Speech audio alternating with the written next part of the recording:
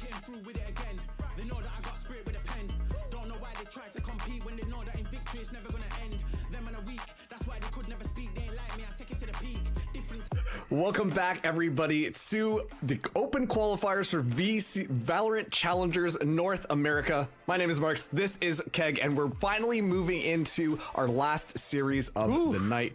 One more spot remains. Keg, are you ready for this? You know, I'm as ready as I can be, Marks. It's so sad to see that open qualifier number one's coming to an end. I want all the teams to qualify, but where's the competition in that, right?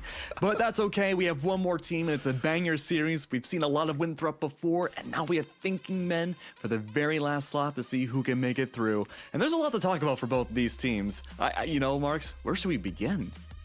I mean, first of all, I just want to highlight the fact that Winthrop University, they're a university. This is a collegiate team that could potentially qualify for challengers. And personally, like, I think that's sick because I think that the collegiate scene has been really growing in a lot of these esports spaces. So it's really cool to see Winthrop University get all the way here. No, I'm really excited to see a potential collegiate team inside of VCL. I mean, we've seen collegiate teams just break through all the time during this offseason. Any tournament you can think of that you've seen outside of Tier 1, collegiate teams have been there and they have done so well. But the journey for both these teams to get to this point has also been kind of wild. I mean, we had seen Winthrop, they've beaten a lot of great teams, they lost out sadly to SAD, and they bring themselves to the lower bracket. But Thinking Men, they've also beaten some collegiate teams of their own. They removed Blinn away from not only the upper bracket, but they fell to the lower bracket, and they're the ones that knocked them out of the entire qualifier. So Thinking Men, they got some brains on them. They know how to deal with collegiate teams. But I gotta say, Marks, I'm a little worried into this matchup.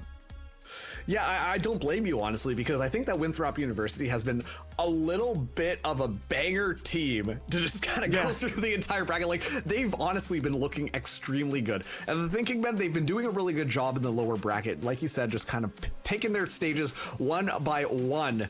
But there can only be one between these two teams that can actually make their way into challengers. So it all comes down to this for this first open qualifiers. Absolutely. And look, a team named Thinking Men going up against you if you're Winthrop University is going to be a little scary. The big reason why we have Winthrop here facing the lower bracket, I guess kind of relegation out of this tournament, right, to get into VCL, is because you've lost to two very important series by pretty much making the same exact mistake. We had seen very critical matches. We talked about it a lot yesterday. Winthrop versus Ambrosia lost a lot to a double initiator composition. What happened when Winthrop went against SAD? Double initiators. They got queen bobbed all over the place.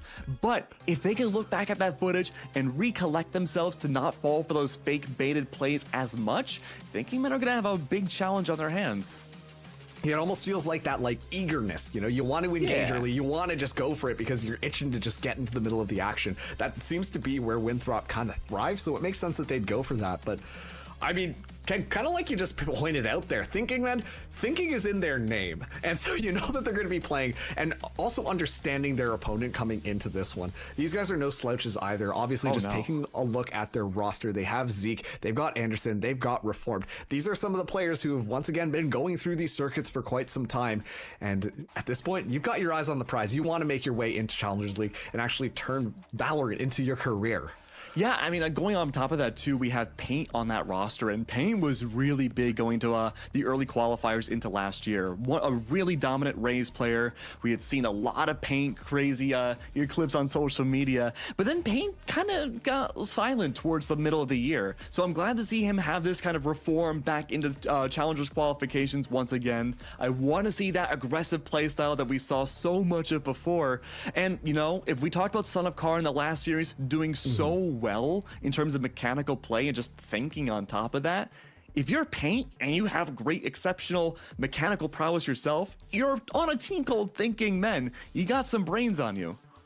Yeah, I mean, that's the biggest thing. Obviously, when we saw in the last series, Son of Car kind of being this crazy player, but imagine if you have a team built around that, more or less to support that. And Thinking Men, they do have the pieces in place to make sure that they can make that happen. Still, the Winthrop University, I mean, they've got some sluggers on their squad as well. Yeah. Gucci, Boobs, it's so good coming out from that squad.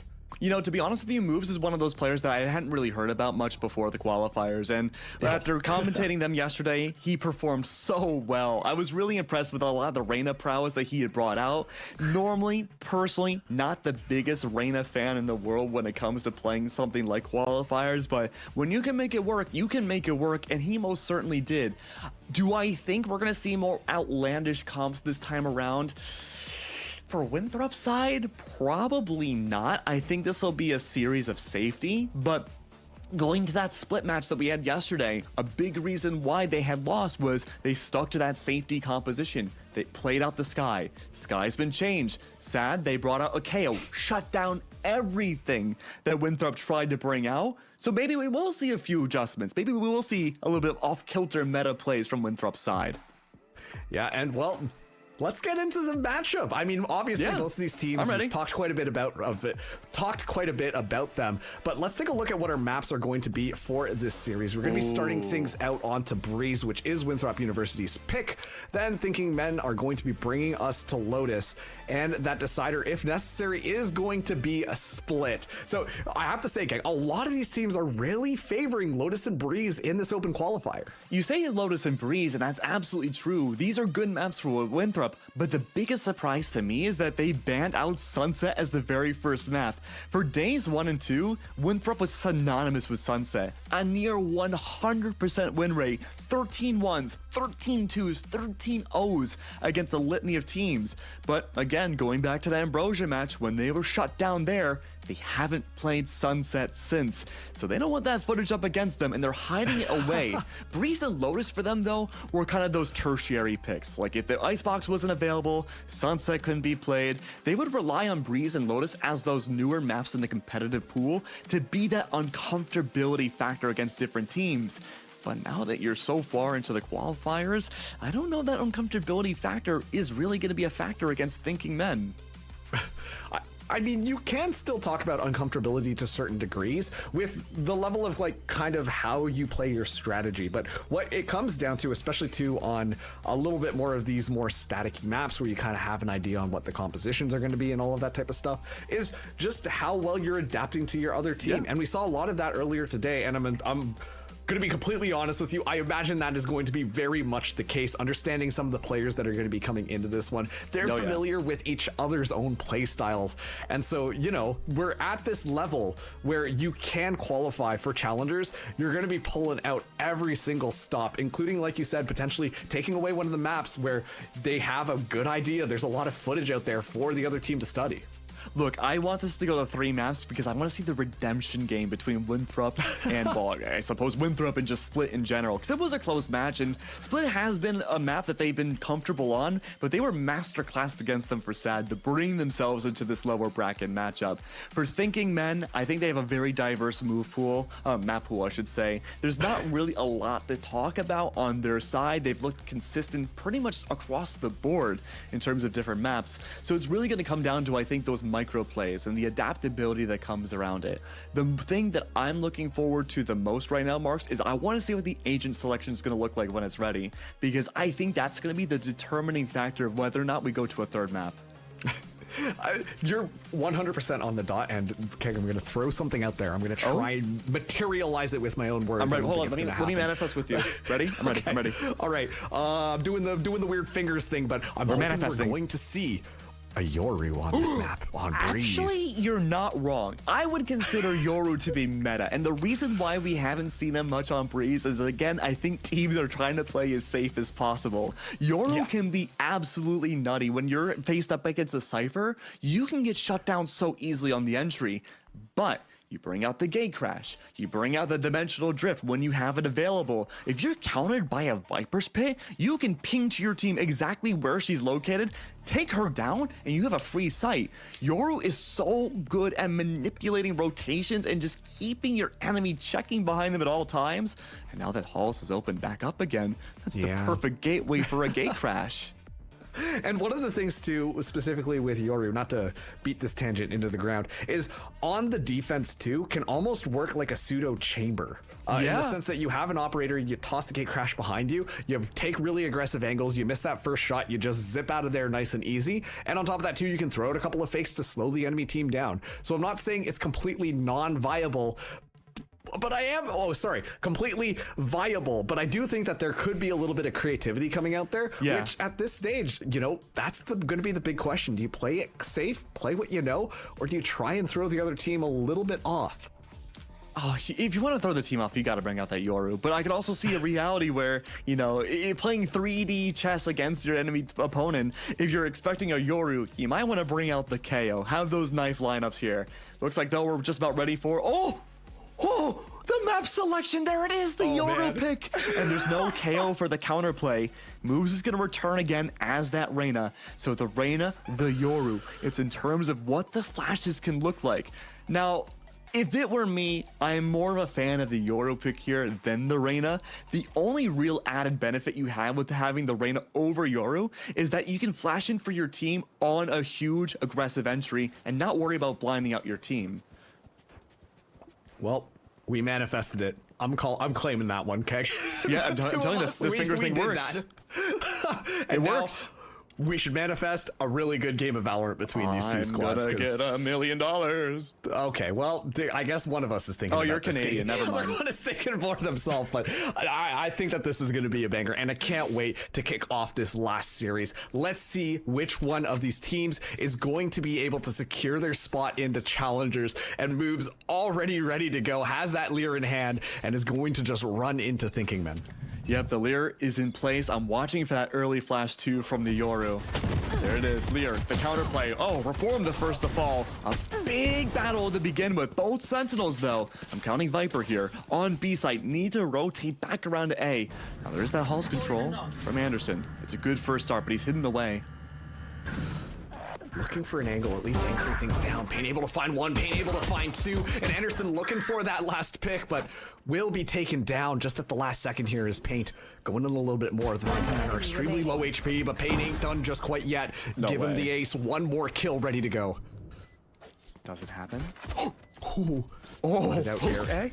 Gucci now in this 1v2, looking for it, but Paint is able to secure the ace.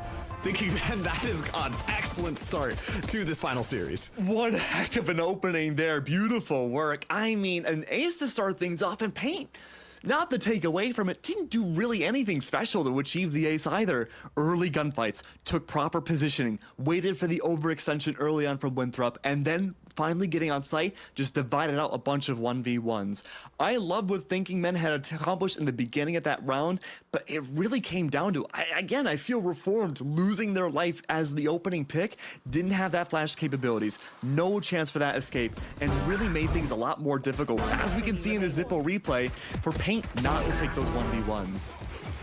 And King, I'm so glad that you highlighted Paint before we got things started here, because obviously, going up against Winthrop and then kind of flexing like that, especially on that pistol round, 5 kills right off the bat, and looking very comfortable doing so. I mean, that's sending a statement over. Absolutely. And what's the buy-up here for Paint gonna look like? Okay, a Vandal, yeah.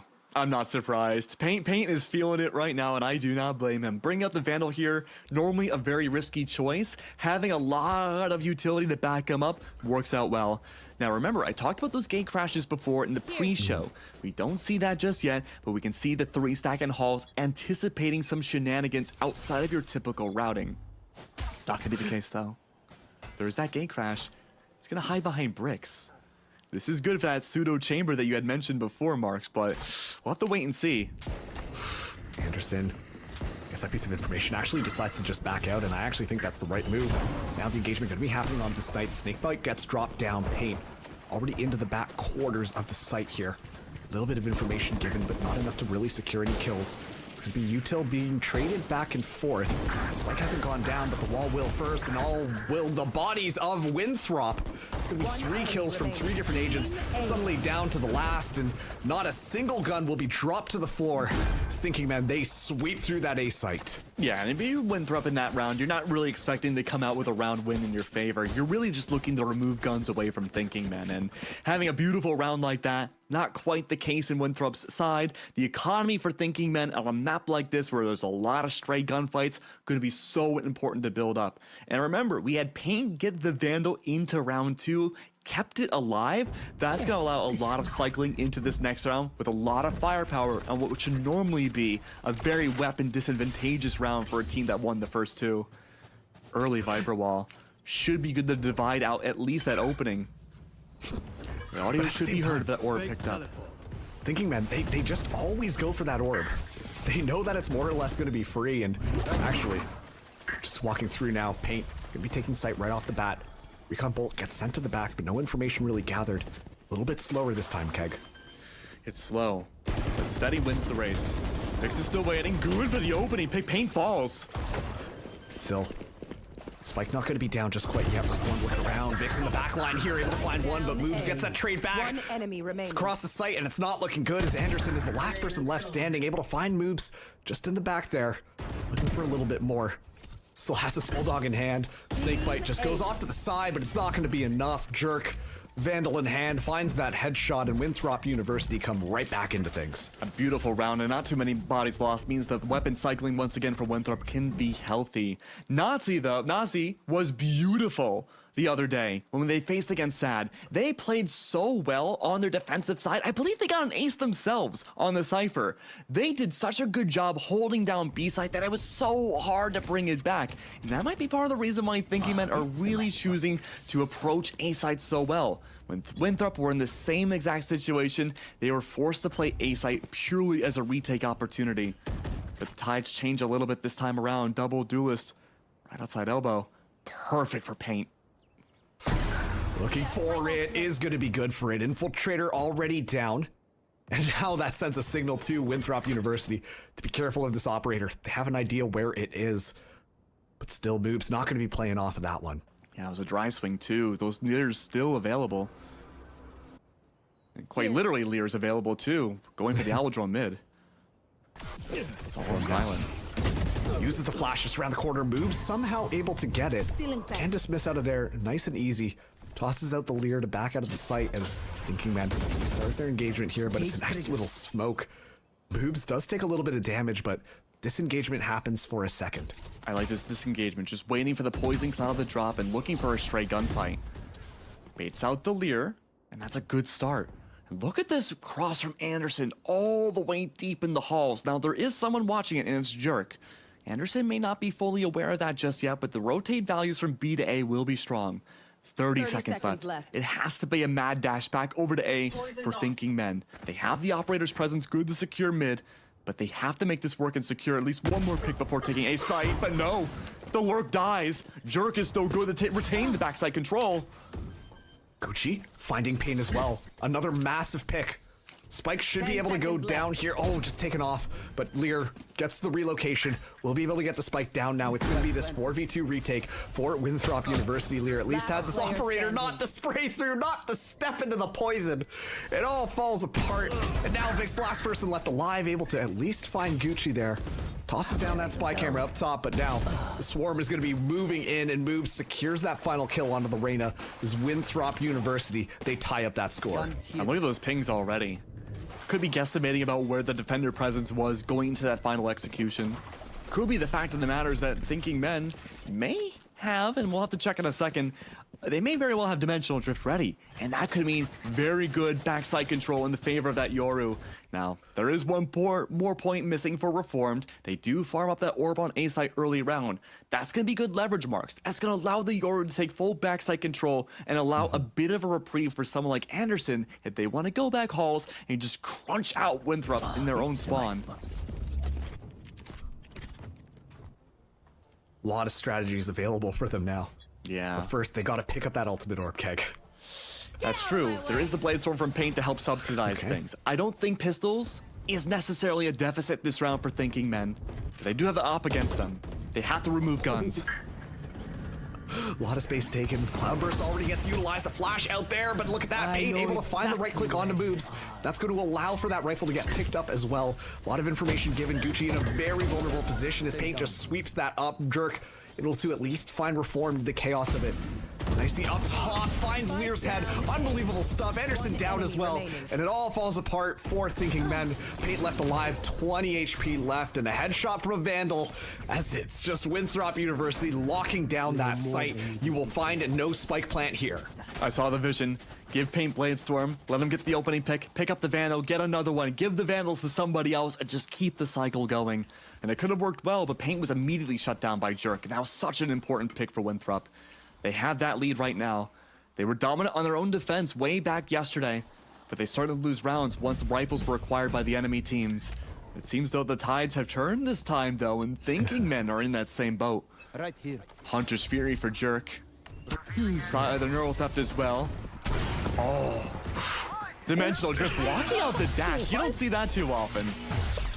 Rare occurrences spotted in Valorant, but at least Jerk's able to escape there. Hunter's Fury was utilized early, but doesn't find much. Reformed finally released out of the Dimensional Drift, but Moobs is ready for that. Oh, excellent timing there, but it's not quite done just quite yet. It's absolute chaos on this site as it's just erupting in madness. Okay, Infiltrator hopping in with the shorty now, but Lear just really smartly just backs out of that one. Able to stay alive as Gucci sweeps up Vix from mid.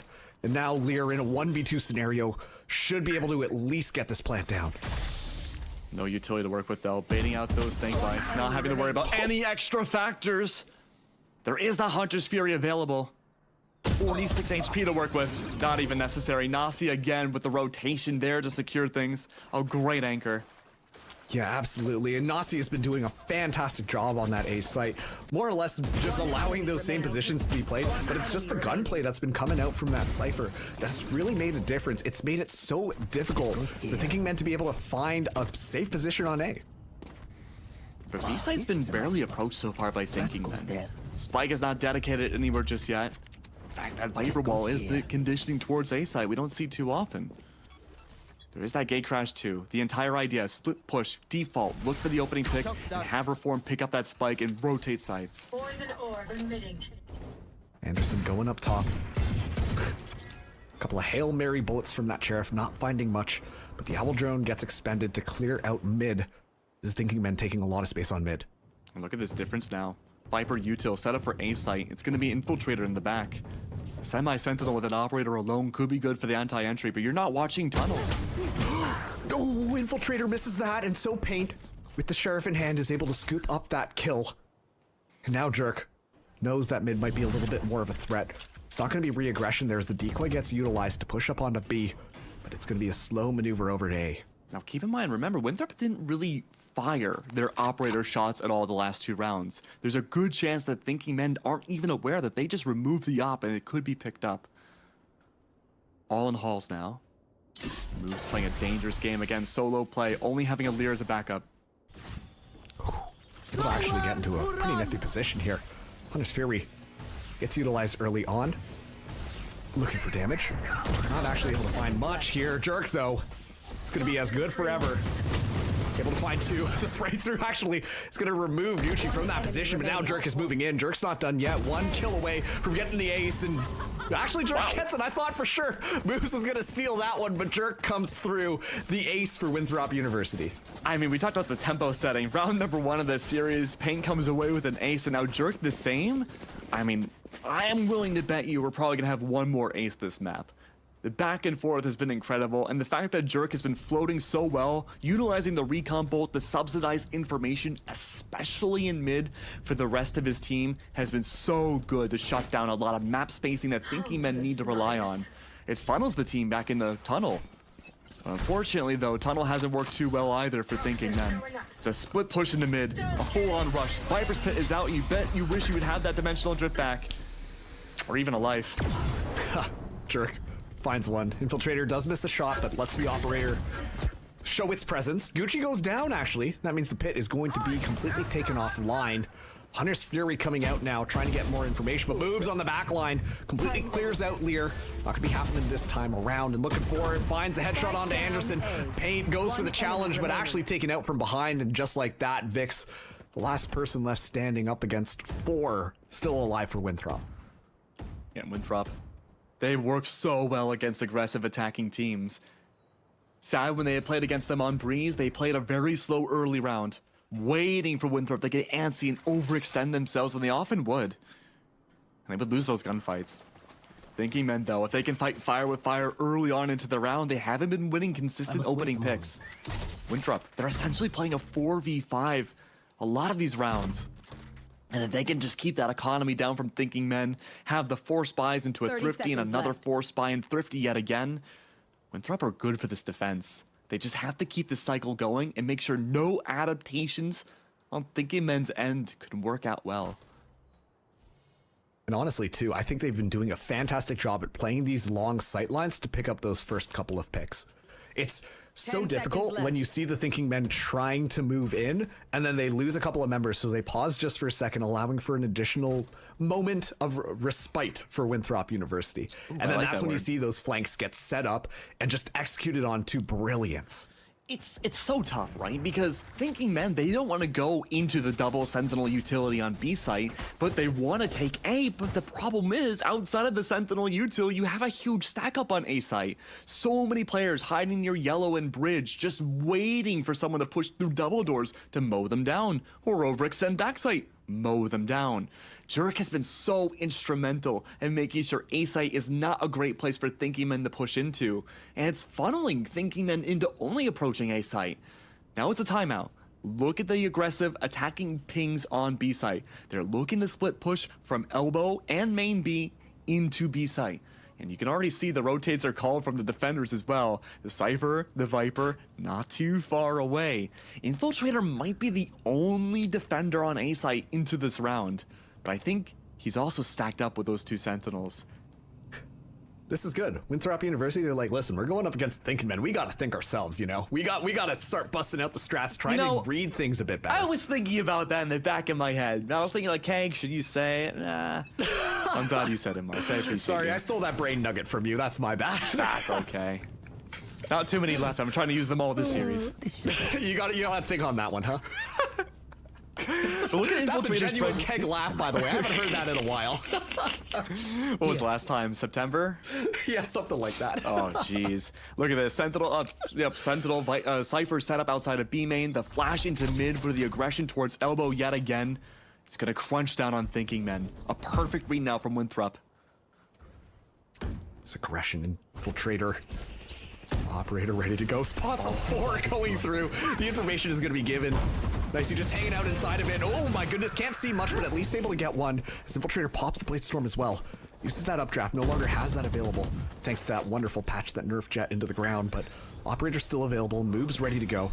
The rest of the squad are reconvening as that spike still having difficulty getting planted. Grounded. Oh. Clinical.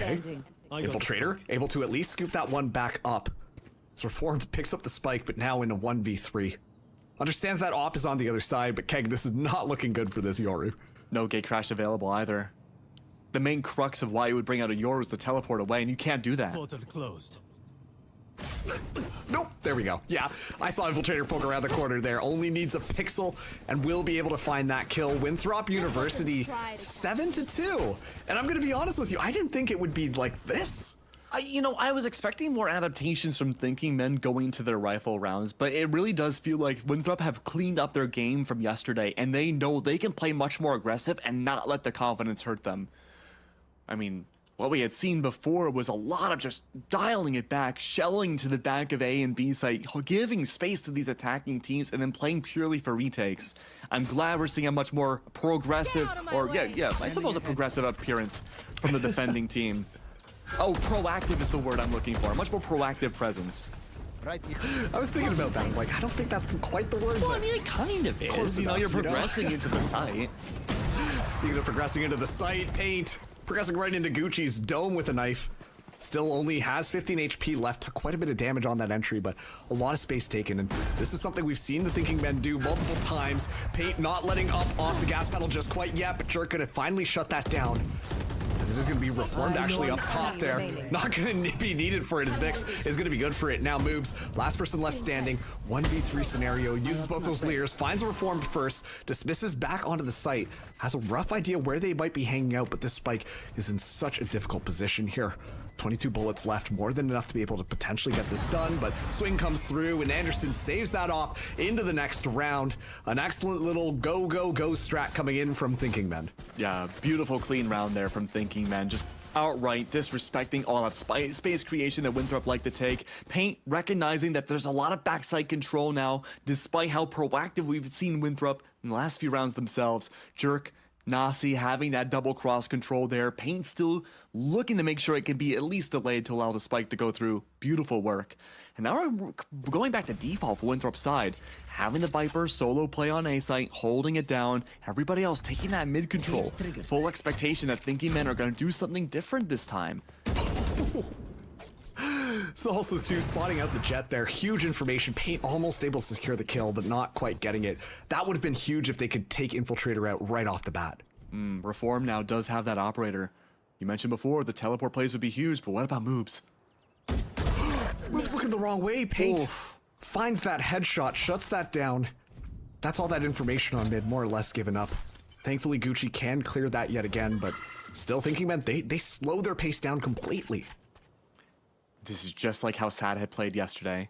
Waiting for the over-aggressiveness and move to fell for it. Hook, line, and sinker. Infiltrator misses the op. Now that's discovered.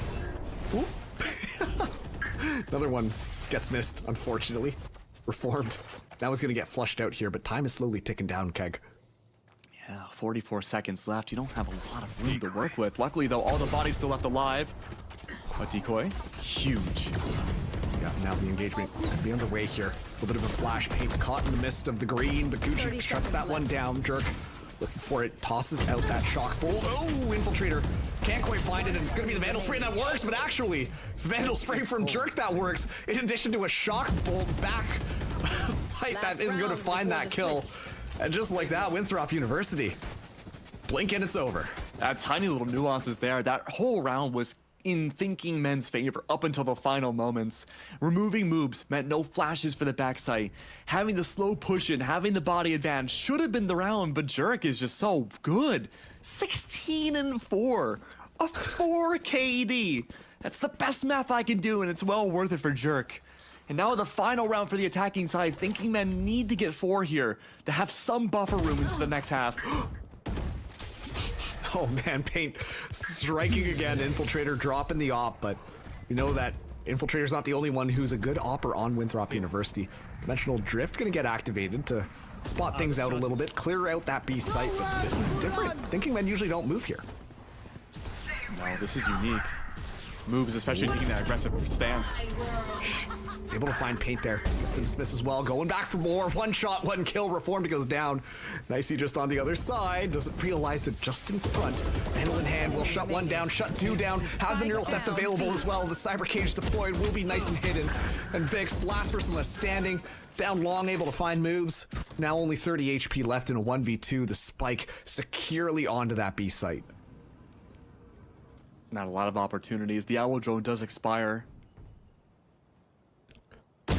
Now going for the angle, but Nicey a little bit quicker with it. Shuts that down. Winthrop University, 9-3. This is everything you could have hoped for if you're Winthrop. A great defensive side, great from yesterday as well, but I mean, what a cleanup from the rest of the squad.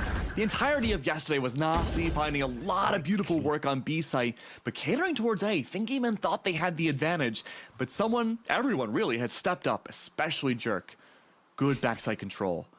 Things get really interesting here. Defensive Yoru means the back lines are going to be pressured every single round, or at least it should be. It's going to put those tripwires that Nasi has to the test. Outside of that too, the aggression from Paint and Reform should be a lot higher than what we had seen before. Moves and Infiltrator were great to play together. Reform and Paint might not have that same synergy with a big blinding flash that the Yoru can have. Big default to start things off with. Waiting again, just like before. Any sort of defender to overextend themselves. Moves is purposely hit by utility. Information gained. A distraction. Moves trying to challenge that one, but Paint gonna be good for it. had Reformed ready to go just in case, and now information going to be given out as taken Vix out. has that Cypher Tripwire cam. destroyed. Gets the information. Tripwires are going to get rolled down, but is very patiently just waiting for the rest of the team to come back around before this retake happens, and Vix very smartly backing out here, Kick. Avoiding all the tripwires. Potentially, if they fight through Oh tunnel. my. No way. Gunfight City. Everyone's corralling together and thinking, man. They have the body advantage. Not anymore. Okay, Infiltrator finds a collateral headshot, actually. Finally does get shut down, but hey, got my 3. Don't hear Yeah, that too I often. got mine. But now Winthrop University in an excellent position to secure this round. Peyton Lear have to push into a 3-person defense on this site, and Lucci's a lot of lineups. utility to really stall that out. Last player standing. Camera goes down. Nicey is able to find Lear. Paint looking for it, but Nicey in the back shuts it down. Winthrop University find themselves at double digits.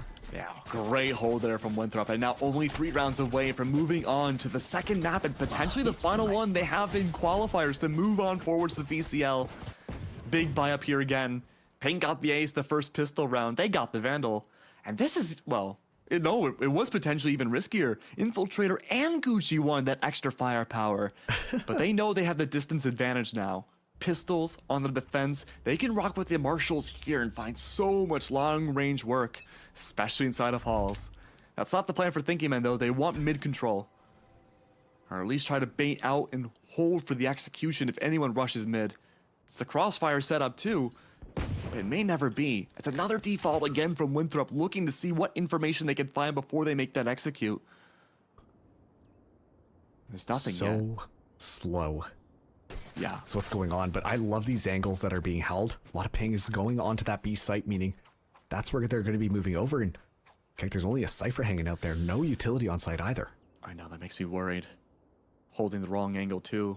The backside control of the Cypher might be good, but again, a 1v5, you can only do so much. Luckily though, moves his away on halls. Oh, the Marshall lurk is scary. The barrel may have stuck out, but Jerk, I don't think so. He's already on ace, B site.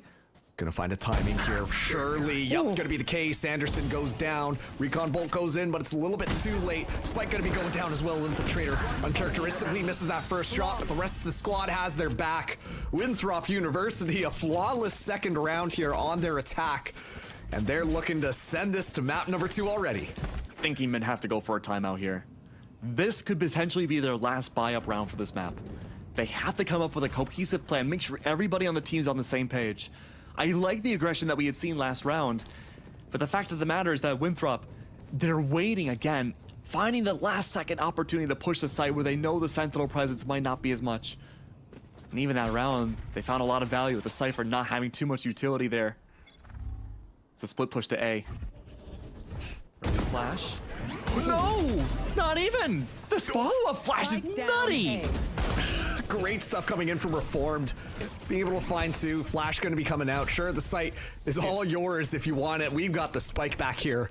And now you have to push into us. It's double duelist working out perfectly on this back line. Lear, the reinforcements are here up top back. And Anderson able to find one. Infiltrator, the last person left standing, has to look in every single darn direction as Reformed looking for that one. And Reformed, the hero of that round, lets Paint take all the damage to make sure that that swing is going to matter. There was so much trust in Cave between Paint and Reformed. The fact of the matter is that normally you have the flash, then the jet swing, and then they back away with the dash. That's pretty normal. But instead, Paint baited themselves out, pushed, found information, backed away with the dash, then the flash swing from Reformed to guarantee the kill. You don't normally see that coming. That was impressive. Goes there. And Winthrop, they may have found their golden ticket to bring themselves to map number 2. Pressuring this A site worked so well before, but this early recon bull may find some info. It does. Destroyed, but it doesn't matter.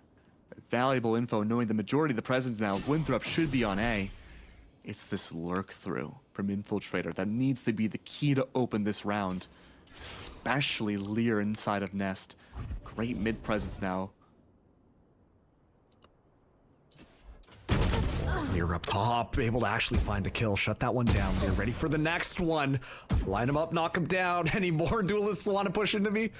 It's not going to be any left on Winthrop. What duelists? Looking the wrong way. Anderson able to shut that down, and this round a little bit uncharacteristically.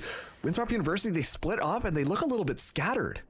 Yeah, they're looking for information right now. The mechanisms of these defenders in their usual placements. Fortunately, now only 2 left alive. They have to take fights, look to remove guns. And Lear's just on top of things right now. He is the master of information. How does he know?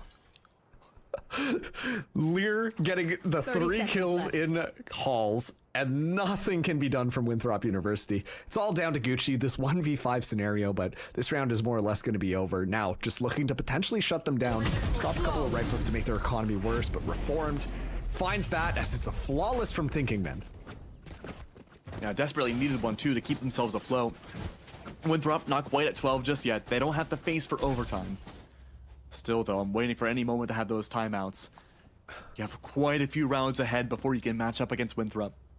Seems like though the team's on the same page, waiting for these singular plays. Aggressive pings from Winthrop though on B. What else do they have? Not much. Actually, no, they do have quite a bit here. I'm looking at that Blade Storm, but they're not heading towards B. Instead, this should be the fast dash back over to A, or at least fading it out. Jerk is going to stay behind, waiting for the aggressive flank. If it doesn't come, this could easily be the rotate back over to B site. Ooh. Tailwind expiring. And Lear now creeping up here. Might find an excellent timing. The wall goes down. It's going to be an infiltration, but already it's going to be a flash to slow it down for a second. Lear goes up top. Paint trying to find something. Not able to find much. Oh, Blade goes a little bit wide, but Lear in the back line now can't quite find it. Nice with a little flick. Planted. Marshall right into the dome of Lear. And now things get a little bit more difficult. Jerk able to at least trade it back onto Vix. Infiltrator falling extremely low.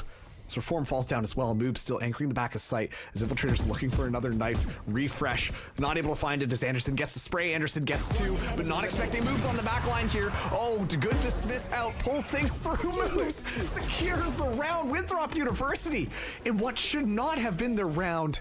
They steal it away from Thinking Men and are looking to move to map 2. That round was the definition of unlucky. This Zipro replay perfectly shows that Lear had the right idea, caught Nasi off guard. That should have been the kill, but the flick was incredible. And Jerk, all the way on the other side of the world, caught off the rotation of Anderson, trying to make their way to A for safety in the post plant. That was wild. We don't see that too often, holding down the line on the opposite site like that. Match point though. Winthrop, they have such a secured lead ahead of them too. Paint now forced to bring out that operator. They need the leverage. Gucci's gone. The smokes are gone too. That might be all you need. But double cyber cages too could be a great initiation tool for what's left of Winthrop. Also, depends on how they want to approach this. The Cypher going in first is a little bit unconventional, but whatever floats your boat. And now, he's in an excellent position, able to take that Cypher out. It gets a lot easier to move in onto the site. Anderson just to the back here. Cyber Cage going to be going up, cut off that sight line, but that might actually work out in Anderson's favor. Reformed actually able to find 2. Dropping the spike, and all this ground is all going to be for Knots. His moves falls down as well. The Thinking Men, they're not out of this one just quite yet.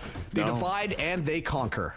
Beautiful work. Pain getting that opening pick made things so much more difficult for Winthrop. They lost their smokes. They lost their way. The denied line of sight denial consistently too. Sure, you could have relied on cyber cages, but that was that solo journey yet again. Viper Wall comes out on B this time around from Thinking Men. They're looking to divide out B site. A, appetizing. But they need to hold down B in case Winthrop wanted to switch it up yet again. They have the right read. 3 ults to work with too. Anderson set up and ready for the Viper's pit. Yeah, just lets it go right off the bat. Smart move. Winthrop kind of thwarted on that push. Owl drone. Could be a moment of breakage here. Lear's there for the follow-up off of that. Owl drone can't quite find much. Does get a little bit of damage on Infiltrator. I mean, all things considered, though, Winthrop University, they force out a couple of those ultimates and haven't really made a move. So, you know what? That kind of works out for them if they do want to just rotate around, maybe go next round, because they've kind of done their job at this point. Paint going to be moving up with this operator, getting all that information up tube. This is so good. Pain can easily catch off the initiation. Reform's there for the follow-up. No, misses the shot. Uncharacteristic, but it's okay. Reformed is ready for it. Reformed is like the ultimate wingman for Paint. When Paint can't quite find it, Reformed's gonna be there. Now, the decoy goes in. They know that they're coming in from double doors. It's an excellent flash here as Reformed is able to take space. Both Lear shot down. It's gonna be spiked down. Reformed finds yet another, and now Lear ready for the cleanup as well. One person left. Dirk trying to keep that one alive, but flicks around just at the wrong time as Vix finds that kill, and Thinking Men, they're slowly clawing this one back. Yeah, you said it perfectly there. Reformed and Paint having that buddy system, making sure that A site is completely shut down and letting the Sentinels do their thing on Bs, meaning that Winthrop are going to have a hard time pushing a site. It's very similar to how when the rounds were swapped too. But mid is still open, outside of Paint. It's going to be a little bit more of a challenge though to push into it now that Paint's presence was known just a few rounds before against Gucci. And so now the main lanes have to be the focus point. Look at mid side though. Reformed is going to look for maybe the flash and the swing in the beginning. If there's no presence on B side, he's going to use that gate crash back over to A and hold the back lines. Presence, pressure, anti-mapping for the defenders is going to be everything here to bring things to overtime. Already, a lot of information being given away. They're totally okay with that one. Hunter's Fury in the back line as well. Infiltrator not able to really secure the kill. It's Reformed actually just backing out of it, but it actually works out well. Winthrop University, they're able to find two. Now they're pulling that Viper's Pit. It's just the game of ultimates at this point, and they want to make sure that it's all in their favor. Snakebite drop down inside as well. All the information inside. An excellent little post plant setup here. Is Infiltrator ready for it as they decide to move in? Nicey now moving in. Spots out Reform's head there. All the reinforcements come through as Anderson scoops that one up. Reformed with the alley-oop.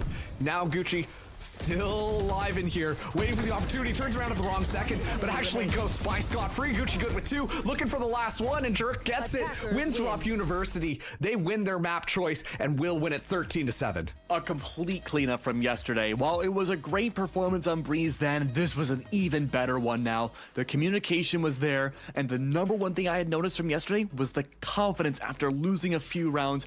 Everyone on Winthrop started to dial it back and kind of wither away.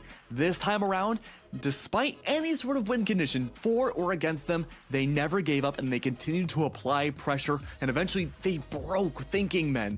Now they have to do it for the rest of the series. They can't just do it for one map.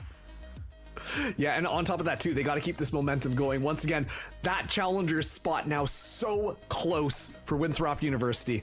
All that stands between them and that is one more map, which is Thinking Men's pick of Lotus. Don't go anywhere. We're throwing to a quick break, and when we get back, we'll see whether or not Thinking Men will be able to come back. See you in a bit.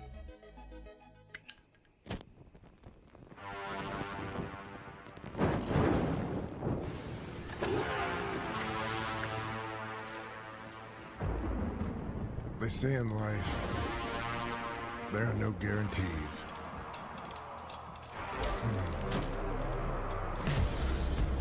They say a lot of stuff like that. Slow it down. Play it safe. Hedge your bets.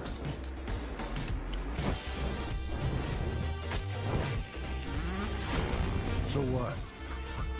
You gonna listen to that? You gonna stop because they can't guarantee you'll pull this off? No guarantee you'll win? No guarantee everything's gonna be fine?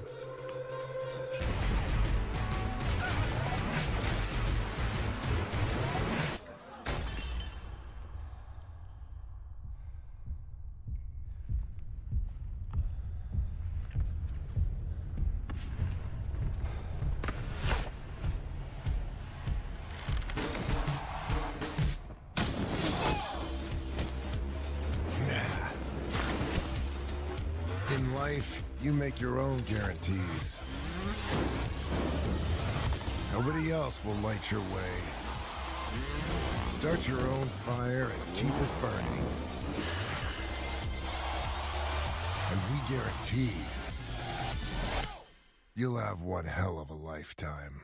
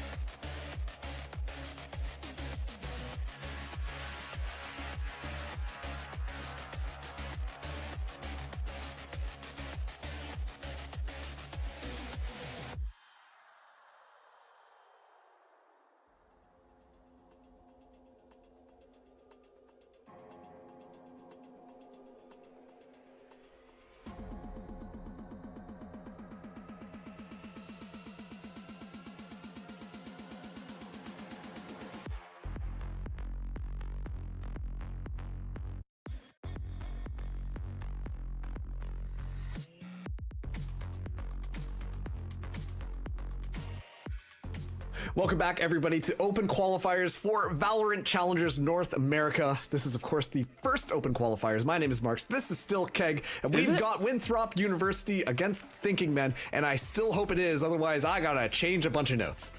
Oh, well, I mean, look, the first map went really well for Winthrop. They made a big change from yesterday. The confidence was back. Gunplay first, utility second. Most of the time, I'm always wary about when teams do that, but they are performing it great. Now, we have seen Breeze yesterday. We saw Split yesterday too, and that's the third map in this series. But they gotta get through Lotus, and that's a little bit more of uncharted waters. Yeah, it really is, but I mean, just taking a look back onto that first map that Winthrop University took us to, you know, you identified some of the weaknesses that we were kind of expecting to see on this squad, but I'm going to be honest with you, Keg, they looked really darn good on Breeze. They looked really good, and I think a lot of that before was just a macro level confidence issue going into the last series from yesterday, where this time around they felt good, they felt comfortable, they were taking gunfights, they were doing so much, and it was so necessary to play fire versus fire. But remember, there was a time when Thinking Men were starting to string rounds back on their attack. The reason was because they played slow in the beginning. That is the kryptonite of Winthrop so many different times that we've seen in series. So if I'm Thinking Men, I'm playing this next map slowly and really taking advantage of the rotates at 3 different sites that Lotus has in order to make sure, okay, I can whittle away this defense and make sure they keep falling for these baited fake plays. And it was honestly so crazy because, I mean, right off the bat, you see Paint get that first ace, and then the rest of the squad from Winthrop University kind of really just come together, and it was such a kind of back and forth, but many multi-kills. I feel like that last map, we just saw multi-kills every single round again. Yeah, I mean, it was a lot of heroics from individual players each time. One in particular outside the aces that I really remember was Lear's. Lear was so good about isolating 1v1s inside of halls, and it's the newest returning part of Breeze. People are going to lurk through that, and Lear being just this stakehold inside of mid, using his owl drones, full extent of utility, still watching the back lines of halls in the process, single-handedly secured one of those rounds. But now is the time to bring it back. Everything has to double up even more. 1 site, 2 sites, now 3 sites to deal with. Yeah, and actually too, I think that this is a little bit interesting. Winthrop University, they only found 7 of those first kills, but you know, 13 on the other side. So Thinking that they were doing a really good job at least fragging back, but at the same time, I think the resilience, just the mental fortitude from Winthrop University just carried them through on that last one. It really did. And I think, you know, if we see Thinking Men continue to get these opening picks really consistently, they'll have a great time too in future maps. But again, they have to make sure they have that follow-up. Just because you're in a 5v4 doesn't mean all the strats are loose. You have to keep yourself together to make sure there's no tradability. You have to make sure there's no time to leverage that against you. Ultimates, utility, whatever you name it, can be there. And we highlighted Paint going into that last map, how amazing mechanically he's been in the past and other qualifiers. Brings it back again. MVP looked so good and such a high ACS to follow up.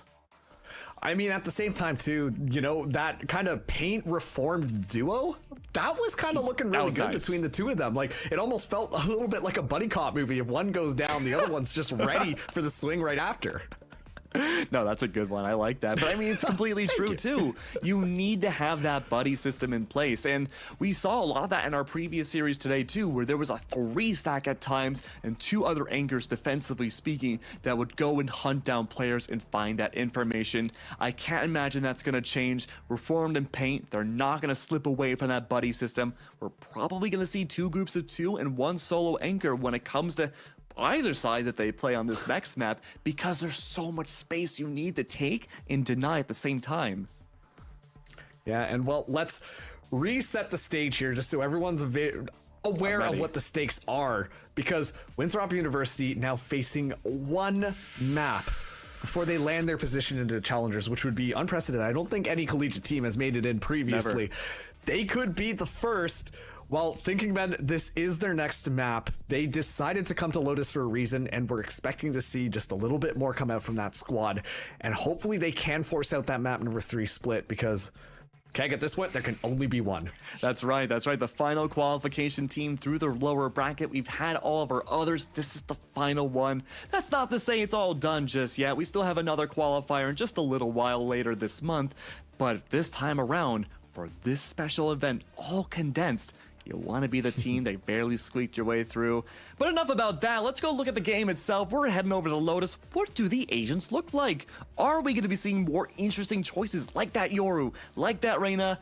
No, we have a mirror top. Now, what's interesting about this, though, is that we see both these teams playing ultra safety, double sky. I mean, we've seen other Lotus matches before, the Gecko, the Fade, what have you. But this time, both these teams have to really consider how the flashes are conducted. Do you want to use them early game? Find that early execution value, early information? Or are you planning on saving those flashes for post-plan? And that's going to mean the early game so much tougher for yourself to take that space. You have to really choose now where you find information. And on top of that too, I mean, you talked about it a little bit, but that Gecko, I'm going to be honest, I still think that Gecko is pretty good given the nerfs that we have seen to Sky. But if you just want to play comfortable, play safe, especially at this level, I think that Sky is still a pretty darn good pick. Of course, we are going to be seeing dual omens as well kind of coming in here. And when it comes to just that flex smoke, because a lot of people play this double controller composition, I actually think I prefer the omen on this map because, you know, the shadow step allows for just a little bit more mobility into some of those trickier angles, which Lotus is full of. See, I don't know. Normally, I'm a big Omen enjoyer. I feel like this map is a little too big and it really promotes the Astra values. But again, you know, if you're not planning on over-rotating a lot and using these smokes purely for either locking out very specific lines of sight or just taking a sight back and saving it for the later rounds, then sure, I don't think it's a bad play. But the big strength of what we had seen earlier with the Fade, the Raze, and the Astra was just the trap-style plays that weren't really utilized. If that's not the plan for either one of these teams, that's fine. Play for the quick smokes, play for the fact that they're regenerative and that you could use them quite a bit during these rounds. But as we get started here, already B-side under lock for these defenders. Look at Baby Door. If that gets broken up, we're looking at a squad of 4 instantly from Winthrop side to take over Rebel. And it comes down to this. Winthrop potentially ready to claim their spot. Just to be able to win out this map. Thinking Men ready to force out that map number 3. And also, too, getting themselves set up onto that C side to put a little bit more pressure there. A little bit unconventional. Most teams run A.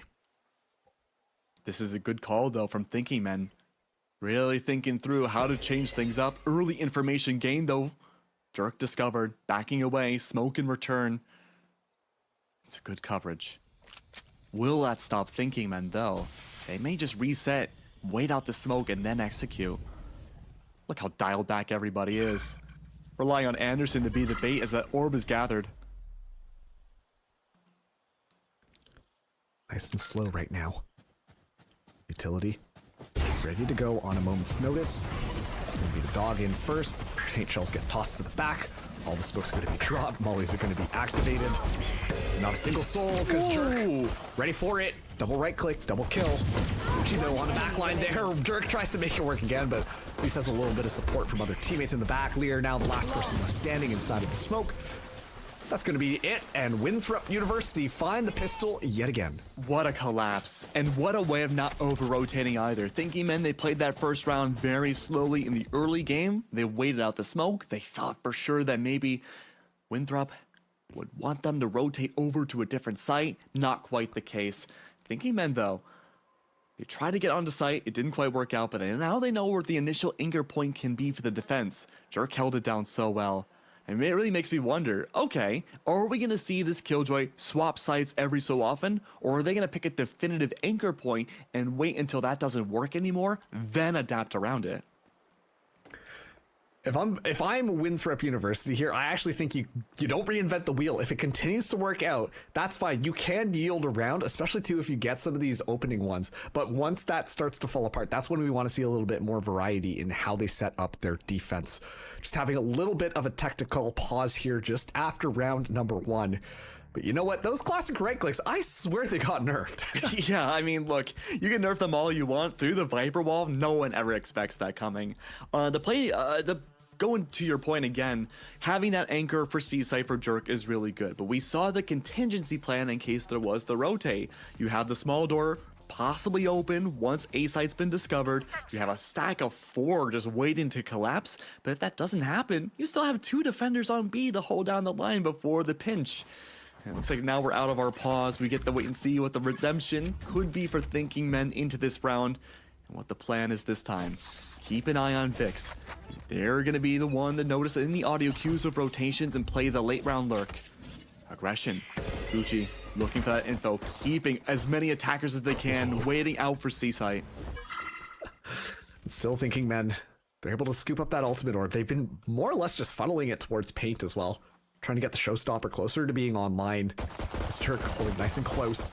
A little bit of stray pistol bullets going through here. Anderson now ready with utility in hand, but smoke goes up and actually disengagement from Thinking Men. Oh, a little bit of damage too. Poison's off. I'll have to wait and see though. Utility whittled away. Paint still has their nade. Oh, Moob's pressured out here. If you can take B-side control, that'll be huge. Even though you have that weapon deficit, it's close quarters. You can use your pistol still there to maybe gain some weapons back. Jerk still on this other side here. Is at least able to drop the spike immediately too. The snake bite goes down. Jerk not quite done yet. Sprays it down, but fortunately, Stinger's not going to get you that much value. Thinking Men once again disengage off this one, as now they're going to try to move over to this A site. Nacy hanging out in this little bit of a tricky spot though. Tosses down one. Oh no, 2 headshots right off the bat. Looking for the third as Infiltrator scoops up the last.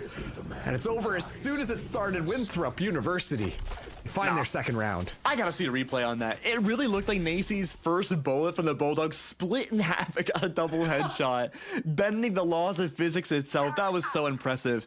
And look, if there's anyone you want to have being that anchoring defender, it's Nacy. Every series that we've seen so far in the qualifiers on stream with them, they have played the same exact role and they do it so well. The patience, the timing, just like the Zippo replay, goes to show that you're never safe for those over rotations. Thinking Men will always have pressure applied to them. Oh man, A lot of pressure. talk about pressure. Off that. Pain going through already, looking for it, able to find 2. Opening things up in the bloody brawl outside of A. Still though, there is a little bit of a lurking omen just in the side there. Nacy ready for it just in case they go. Yeah, the Trailblazer gets that information. Paint going for the swing. Vix ready for the trade there as Gucci still left here. Toss out the paint shells as Reform moves in, able to find Jerk. And immediately it's just this dismantling of the defense. Thinking Men ready for it. They get their first round. Perfectly good, and only 1 body lost in the process. Nothing for Thinking Men. They can reinvest into that Vandal. Really, really good lure coming out from Reformed. All the while, there's this big brawl coming out from A site. It was up to him to just lurk through B site. Luckily enough to take down Jerk, removes the Sentinel util, and gain full B side control. That is what's going to be the tempo setting of each and one of these attacking rounds. Making sure, again, consistent pressure with Nacy. Over on the flip side for these attackers, you want to make sure you're not all huddled together. You want to have that space creation in case your OG site doesn't work out. Early flash doesn't find much. It's blocked off by the smoke. Look at that push-up, though. These rifles are so valuable for Winthrop. They have to keep them alive. Whoa! Oh. Wow, actually wallbang for Anderson. Able to find Jerk there. Never know what's going to happen now. The engagement could be underway. Paint shells tossed in the back. Paint immediately just flying in. Gucci under a lot of pressure here. Drops down the stake pipe. Oh, Paint doesn't care, but gets punished as a result of it. Gucci, good for yet another. Going around this corner, but it's a little bit too much pressure. They're able to find that kill as Thinking Men. They decide to back out here, but Infiltrator watching for that one. It's trades left, right, and center. And suddenly it blows down to just a 1v1, but the Odin's got more bullets to spare. Winthrop University find their third. I love the Odin defense strat. It's something that we got to see for a longest time when it came to challenges. We didn't get to see too much of it in the offseason and going into the VCL qualifiers. Having a Odin on the defense turns this entire map into paper mache. Even post rework that makes things more defender-sided, it can be such a great leverage tool. Look at Moves' position, hiding inside a tree. Expectation this time, Thinking Men could be pushing into A site and looking for the fast execution, should be shut down by the gigantic Odin. Not quite the case this time though. Default set instead by Thinking Men. C-site didn't work for the fast push. A-site is always a big battle in the beginning. But B-Side's full push play hasn't been appeared just yet. That's gonna put all the pressure on Nacy, the magical wonder guard defender of Winthrop so far these qualifiers. Oh, they back away and bait out the utility marks. They used a swarm grenade to get rid of the turret. I don't think I've ever seen that one done before, but guess it just clears out that information, yeah. And I mean, you also have a Viper too, so you don't have to really necessarily worry about post-plant utility. Showstopper, paint nades, you have a lot to defend in the post-plant against defenders. Trailblazer, scouting out areas. Matter of fact, both teams do that, but meanwhile, Paint taking space onto this B site here. Jerk in the back line completely goes unnoticed, and finds one smoke as well. That's two. Oh, look at this. It's a little bit messy onto the site. Doesn't matter though. Winthrop able to come out on top of it. Spike's still not down. A lot of utility being knocked in, and actually the call for rotation happens 30 seconds before left. moving in. Infiltrator just on this back site, spots it out, able to find one, realizes where the last one is. Paint Shell's back online here. Oh, uses the satchel pack to get away. Not able to, okay, I was about to say, throws the satchel pack across the board, but Lear unfortunately doesn't find the kill, and so kind of works out in their favor. Winthrop, they find their fourth. I mean, the big win condition for Thinking Men on Breeze was that body system. Reformed and Paint, the dynamic duo, going through finding those opening picks. That's why we saw in the post game so many opening picks going in each team's favor, but man, it's being brought against them this time around. The timing off of Jerk, that's 2 rounds now. We're through a smoke, Jerk gets one, and then completely invisible on the other side, sprays through and gets the timing on a second. The buddy system for Thinking Men may need to be parsed out a little bit more. One-way setup, Gucci still waiting. The spray through with these phantoms, no tracers on the other side. That means you can spray through and remain somewhat invisible for these attackers. It's the belly of the beast though. The alarm Keep bot in mind setup. too, Thinking Men, they're so close to getting so many of their ultimates online. This is just a little bit of an eco round, but the fact that they're one ultimate orb away from multiple says a lot. The satchel goes in, and yeah, it's actually just a fake. Teasing us. Look at this utility whittled away. Gucci uses one snake bite, that's super valuable. Infiltrator's got that showstopper, and so does Paint. Reform now has the lockdown online. Infiltrator can't quite secure the kill there. The paint shells did a little bit of damage, but not enough to get Vix out. And now Thinking Men can more or less regroup. They're just on the other side, able to clear out Jerk. Gets that as well, and suddenly it's an ultimate palooza for Thinking Men. Yeah, but if you're Winthrop, you want those ults to be used this round. Bait out the lockdown. Get those showstoppers ready. Lear already used one. That's you 2 ults. On a thrifty round, no less. I can't believe that. Gucci, blinded, just tries to jump off and actually gets caught by the showstopper explosion as a result. And now, Reform just watching it back here. Nicey. A little bit of a difficult one to be able to try and win this one out, but able to do so. Now finds yet another headshot. And still, it's a 1v3 scenario, not impossible. High-low. At this point, Thinking Men, they have to be able to win this one. They've invested too heavily in here. And yeah, high-low gonna work it out every single day of the week. Winthrop, or sorry, Thinking Men, they get their next round, and it's a thrifty one at that. Yeah, at least the ultimates used by Thinking Men weren't the most necessary for post plans or impactful for rounds in the world. Sure, you lose out on information with Lear Seekers being gone and Paint can't use a showstopper for a while. Reformed keeping that lockdown alive is so important for these future rounds. And so now it needs to prove itself. There is the showstopper so from Infiltrator, a great anti-execution tool. Keep an eye on those attacker pings. This could be a crossfire play between B and C. That'll be gigantic. Early information's gained. One less flash to worry about now on the execute if you're Winthrop. Same exact setup too. No changes. Creeping forwards right now. Oh no, Gucci takes a little bit of damage just with that spray through. Now the lockdown gets invested. The question is, do they decide to engage off of this when all the Killjoy utility is going to get utilized here? So look at this, Vix just on the back line, ready for that. Nicey didn't even see it coming. And yeah, they just move in off this one detained, and that should be the spike going down. Beautiful bait there. The space created by the lockdown, the rotation started from Winthrop after the lurking kill. Thought it was going to be the B-side execute fake, but instead the fake was a fake itself. Funny how that works out. A paranoia gets tossed out. Yeah, Infiltrator are going to be going down, caught in the crossfire at Waterfall. And now they're going to trickle in one by one, but Anderson double dipping.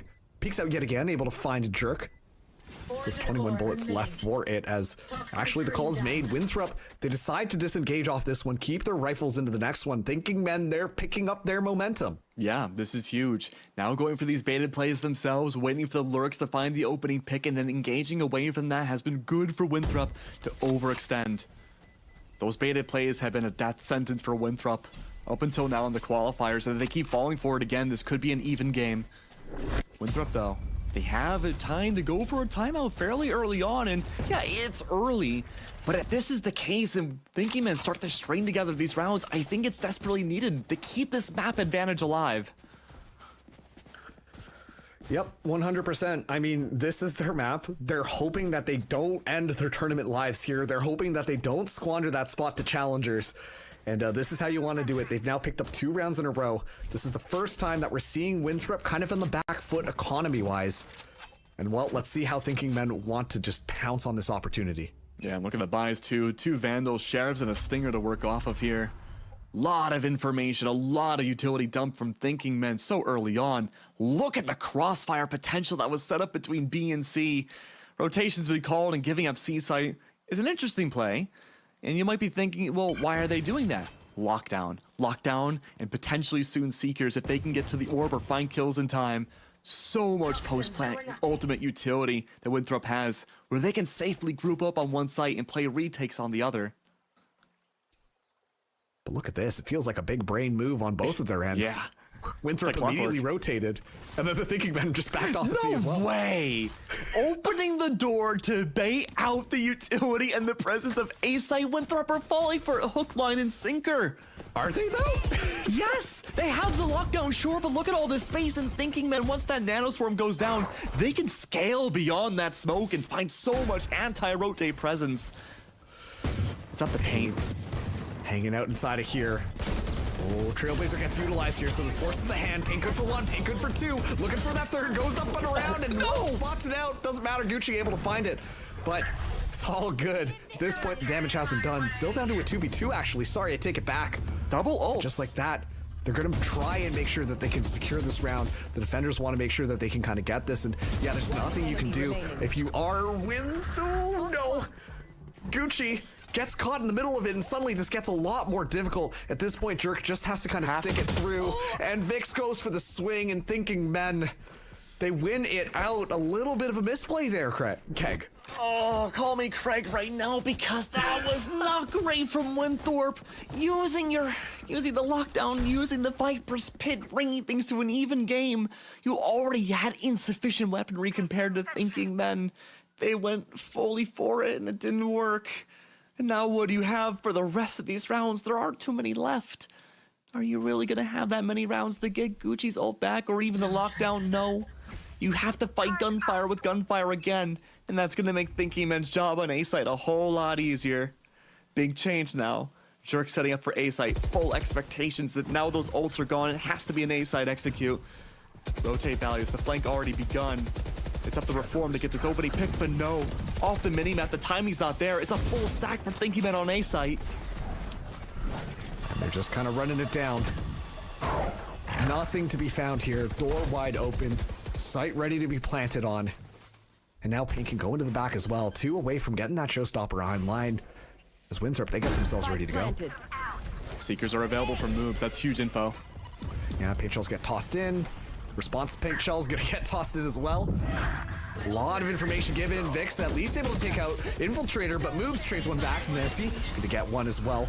Viper's Pit gonna get deployed this time around. And in the middle of it all, this is gonna be Winthrop with the numbers advantage, just biding their time on how they want to be able to move things forward. Goes through the flash, Reformed able to find one. Oh, running out of bullets, but it doesn't matter. An excellent swap to the Classic. Down to this 2v2 scenario yet again. Jerk has to take this swing just around the corner, but the Viper's Pit drops their HP so low, so the Classic right click will do just fine. Thinking Men, they take the lead and they're able to scoop up the op 2. We need one of those stats magicians to tell us how many right click kill classics there have been in this matchup. What is that? Actually. 5? I think I'm on the lower end of that. I'm 4 at minimum, at least. Winthrop going for that tack timeout. Yeah, desperately needed. 4 rounds in a row in Thinking Men's favor, and a lot of it has just been big brain macro plays to stop them. And I keep harkening back to it, but we've seen this a lot with Winthrop. The best way to beat them out has been to go for those baited plays. They love to over-rotate. And you would think after being knocked out of the upper bracket in their other qualification game, Winthrop would clean that up here. They have time to fix it, though. They have that map buffer, Marks. But again, you don't want to waste that advantage. You want to qualify now, and you're so close to it. 100%. And honestly, too, Keg, it's kind of funny because on some of those rounds, it almost looked like they were running like football drills or something. Do this formation, do this formation. Just both of the teams running around until eventually they get settled once they read what their opponent's doing.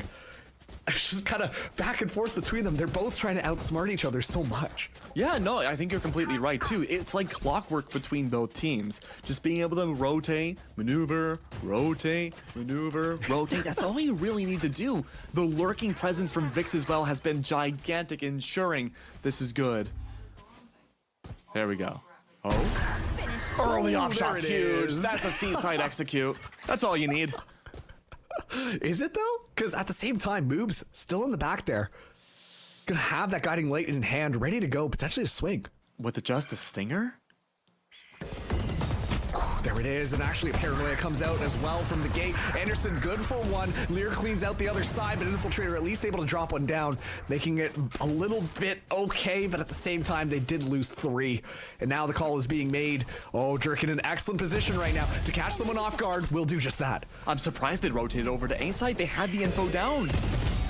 Oh, Jerk, good for yet another. Has to reload that stinger though. Not a lot of bullets in the chamber. Lear able to trade that one out. It's now a 1v2 though. The Seeker's gonna get activated, and yeah, Reform just swings off of that. Look up here.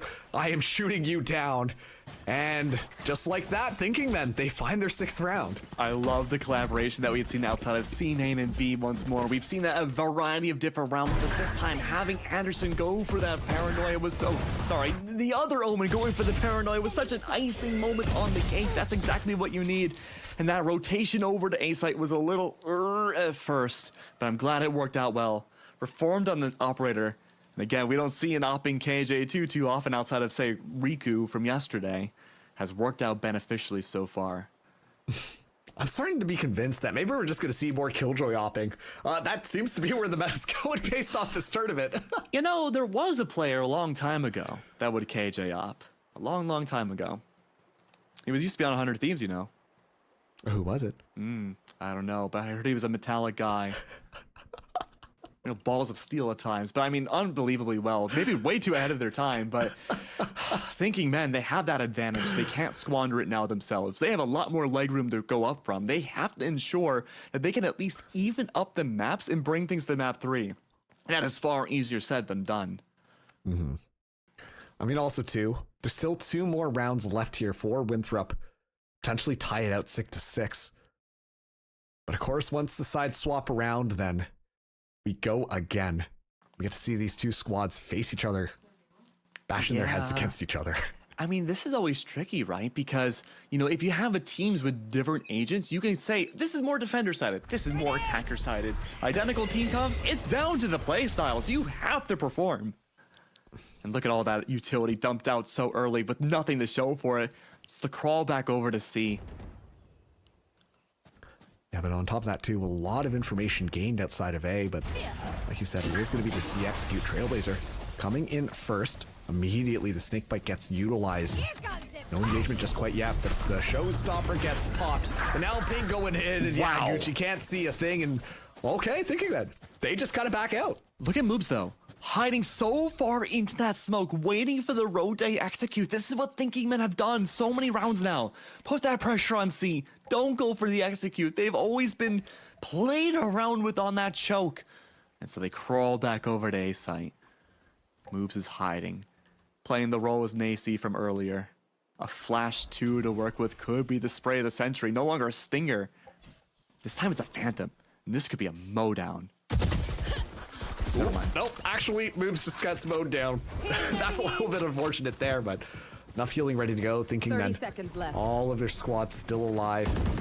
A site nice and ripe for the taking, so this should be an easy plan. Yeah, and there's no ultimates on Winthrop's side to counter this either. Body advantage too, Reform holding the back lines of the NOP. You couldn't ask for anything better. Wow, 2 in a row. Okay, and also 2 through the box, able to find Lear as well. Nacy not done quite yet. Through a wall, able to find one. Fix as well. Suddenly, Nacy's made this entirely possible. Anderson now in a 1v3. Oh, Initiator just on the other side. Too many bullets coming in from too many different directions.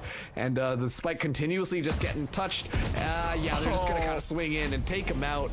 And just like that, Winthrop, they're not out of this one yet. They find their 5th, 1 round separating these teams. The slow encroachment. Now thinking men had to be on that back heel again and really think about their adaptations. Winthrop are recognizing, okay, early C-side pressure. Not really a lurk, and if there is, it's outside of A. This looks like it's the call. No, never mind. I thought it was call for the timeout from Thinking Men's end, but that's not the case. Instead now, the mechanisms are there. Winthrop having that mid-round A-site pressure, good for at least 1. To have that hobbling back over to A-site. We have to see Thinking Men change up the pace. They can't keep pressuring C like they do early rounds. Something new needs to happen here. Will that be the case? Oh, dueling operators. Dueling killjoys too. Okay, but nothing going to be found just quite off the bat there. Jerk forced to back up. Early flash came out. Still plenty of utility here to work with. Gucci has that snake bites prepped up and ready. If anyone approaches Mal, and that'll be Jerk ready with the op. Here. There's really nowhere you could go to your right. You have to hold on to this wall and scale your way in. But there's no blind spot. Oh, the bait finds it. Just gets enough information, and that's going to be enough. Now Paint already in onto site. Gucci gets paranoid as well, and yeah, that's going to be C seized for this team. Thinking Men will be able to get that spike down now. Infiltrator coming around the side here. Paint gonna go for the challenge, but immediately backs off. It's gonna be the showstopper, ready to go. Shot down. Paint gonna be caught in the explosion there. Infiltrator not quite done yet. Moves in, shuts down the operator, but gets caught out with paint shells in hand, and suddenly it's all up to Nacy in this 1v2. Make it a 1v1 just around the pillar here. 17 bullets left. Lear just on the other side. The drop is gonna be heard out as Lear goes all the way up and around. Nacy knife out now, looking for this opportunity, doesn't know where this agent is. They've completely swapped around, but Lear just a little bit faster to the draw, and that's going to make sure that Thinking Men, they will find that 7-5 half. When I talk about adaptations, that's exactly what I wanted to see out of Thinking Men. Was it the C-side execute into a rotate on A-site? No. Look at this play. The dynamic duo reformed in paint. The baited jump peek, the make reform scoot out a little bit, then look for mound, and then the strafe in with the operator unlock the entirety of C-side for Thinking Men. Something they struggled to do for the entire half. Broken up now and having that lead back into the second half. Now Winthrop, they have the chance to set the tempo now. They can't fall for fakes anymore. Now a lot of the time when Winthrop had fallen on their attacking side, it was due to 2 initiators. Not the case this time. There's only 1 initiator. Less info gathering for Winthrop to have against them. Spikes down. Not picked up immediately. I like this safety flash from Lear. That'll be the double swing from the 2 remains on outside C main. Oh, and it's so good, but actually not going to be good enough. They immediately fire back. Suppressing fire will be more than enough, and Paint caught in the middle of all of that. And yeah, that's going to be a yielded C site, at least for the time being, as Winthrop, they walk out successful. Talk about a walkout. Okay, they go back a bit more, but Infiltrator gets one. Henderson with a collat, but Moobs is able to at least trade that one back. They ain't quite done just yet. Lear has to back out of there. Numbers simply not favoring that, but fortunately, Moobs is going to be the one who took the most amount of damage, and unfortunately, the overgrowth does not work on yourself. Great reset right now from Winthrop. Making Thinking Men think this is a rotate, but the gunfire comes through. Trying to be fancy with it on the other side of B door. But it's all an extra part of the plan. The reset, the rehit, the information, not knowing if any defender's still on C. Those gunshots, faking out the rotation, faking, yeah, again, to go back into C. This isn't even indecisiveness. This is planned. 23 seconds left, waiting out that timer, forcing these 2 pistol wielders to really consider where they want to place themselves. Divide and conquer. Lear and Reform so far away from each other too, they'll have to corral at some 10 point. seconds left. But with that 1 extra attacker, you could scale up. Spike goes down. 2v3 now. No more sky flashes available, and that ain't regenning anymore. Nope. At least a Trailblazer's still in hand here. They're going to attempt it. I mean, it is pistol round, so you might as well. But this is going to be tough. The positioning from Winthrop should be elite to shut this one down. Reformed going to be taking point first. Gucci hanging out onto the site. Reformed able to get that first pick. Gucci gets a couple of bullets in. Jerk gets that kill, but Lear goes for the pistol swap. It's running out of time here as Gucci actually goes up, but Jerk finds that last pick as well. Winthrop pick up the pistol round yet again onto this attack side.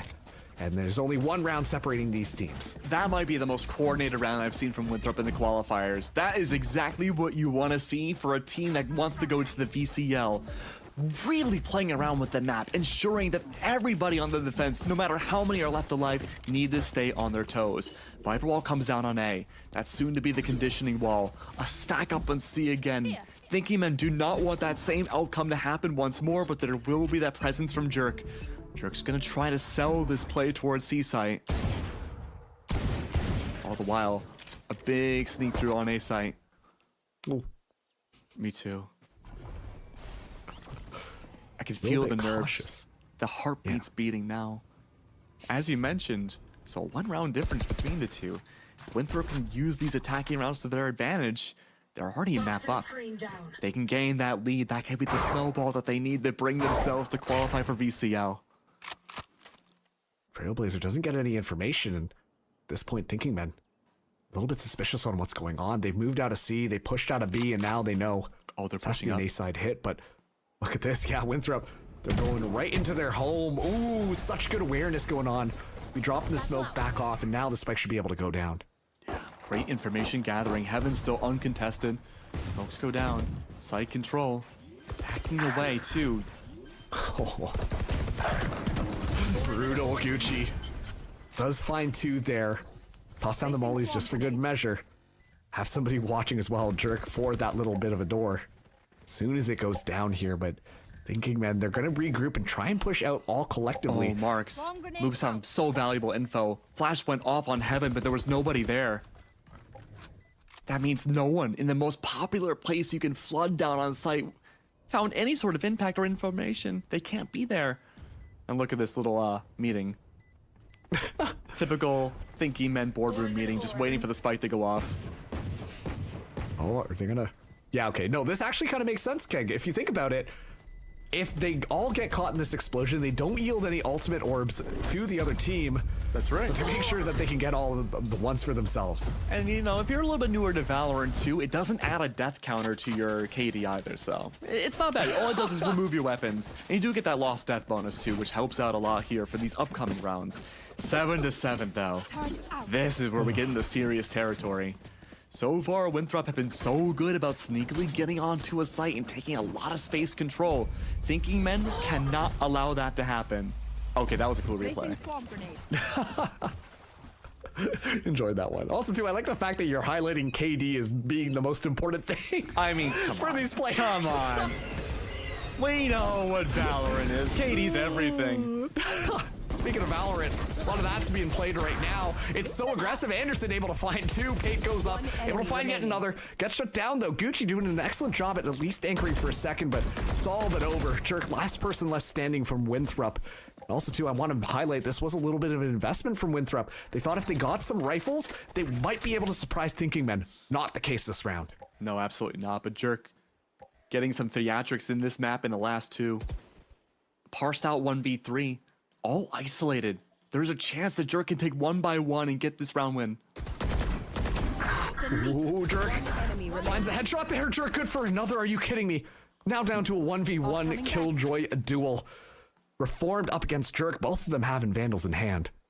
And look at the space that Thinking Men needs to cover right now. I can only imagine what the comms are like for the defense. So much information. It has to be a lucky guess for that turret to trip. And it will. That's all Reform needs. 30 seconds left.